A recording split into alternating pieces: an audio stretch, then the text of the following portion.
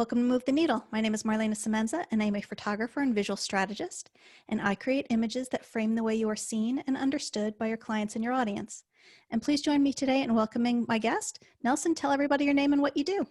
Hey everybody, my name is Nelson Santiago, and I am the head of regional development for the international team at the Association for Talent Development, specifically in the regions of Americas, Caribbean, and the Sub-Saharan countries. And what would be your one tip for us to move the needle on our business or brand? Oh gosh, Marlana, so many to talk, so many to say. But I think that during this time frame that we've been going through and so much resiliency that the time is asking of us, of our organizations, of ourselves, of our team. And now we're trying to connect more than we used to before, and trying to identify the needs of our clients and how can we move our businesses forward. And one major thing, and I've seen this, and I've talked to a lot of clients myself throughout this past couple of weeks, and one major thing that it sounds like it's the same theme all around. They might say it differently, but at the deep end, when you hear it in their voice, I think that flexibility. Like at this point in time, organizations have to be so flexible. And what I mean by that, that could be defined in different ways, depending on the level of the organization that you're at. So flexibility from an executive perspective is that trying to think of not just the end result of the organization, which, at this point in time, everybody's is suffering with revenue, right? So right now, just trying to open up the horizons in order to truly hear their people, truly hear their company to say, this is what we need, or because, you could potentially have somebody that has an idea that just because you have not been flexible enough to be able to allocate some time for that person, you can have a multi-million-dollar idea and you don't even know you have it in your staff, right? So, the flexibility of moving beyond the normal KPIs of the organization, right? And move on into, okay, it is okay to come back to normal, right? Whatever that is nowadays. Come back and sit down, take a breather, and listen to my people, right? From a manager's perspective, is to have the flexibility to let the people work, right? Let the people do their job. I know a lot of managers and supervisors, they're just going to put them all together because of that supervisory function. We become sometimes helicopter supervisors or helicopter managers.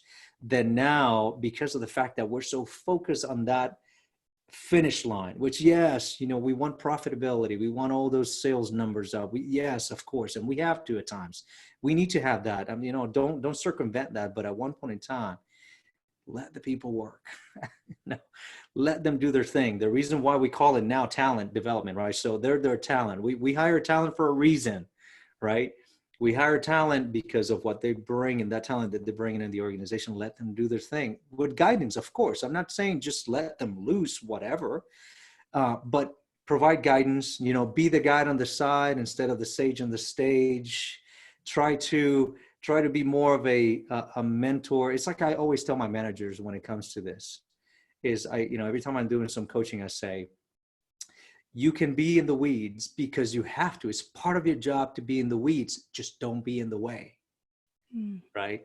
Be in the weeds, but don't be in the way. Have flexibility to trust your people.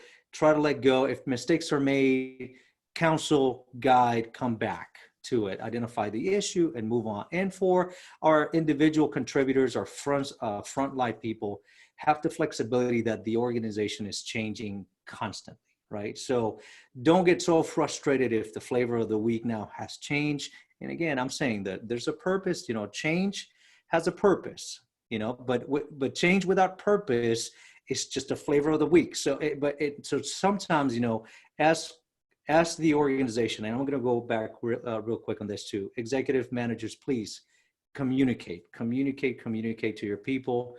Don't leave them behind, because if they don't know the why, they're not going to find out what and the who and the how, right?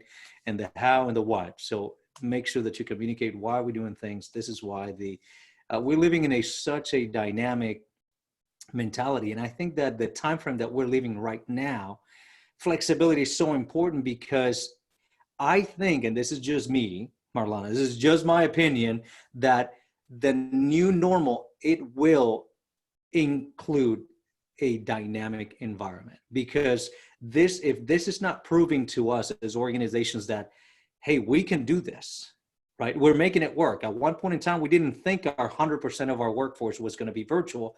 And here we are making it work, making it happen. So this is going to open up to, hopefully, I'm knocking on wood on this one, that it's going to open up for a more innovative mentalities out there. So flexibility is so important for us.